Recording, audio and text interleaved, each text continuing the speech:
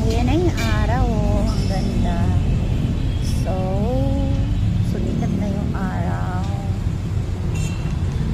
Naarawan ako. So, lilipat ako dito sa bandang naaarawan.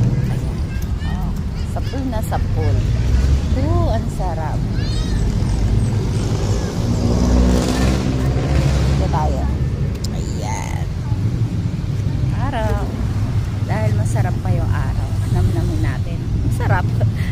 Hindi ba masakit sa balat? Kumbaga, masarap pa siya sa balat.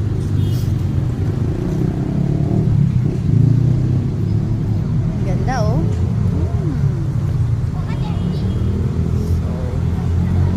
Ayan ang mga vitamins na hindi na kailangan bilihin, hindi na tayo gagastos. Lalabas ka lang ng bahay at masisikatan ka na ng araw. Kaya maswerte yung mga bahay na nasisikatan ng araw kasi isa yan sa kailangan ng ating katawan. Hindi nyo lang yan na-appreciate, pero kung magpapacheck up kayo, yun din sasabihin ng doktor na may concern sa inyo.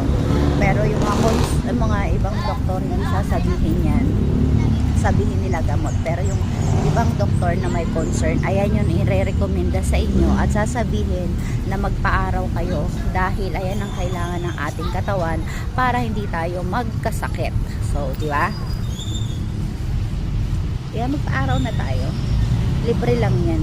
Bigay sa atin ng Panginoon. Kaya i-appreciate natin yan at tangkilikin. Tangkilikin. Ganda, di ba?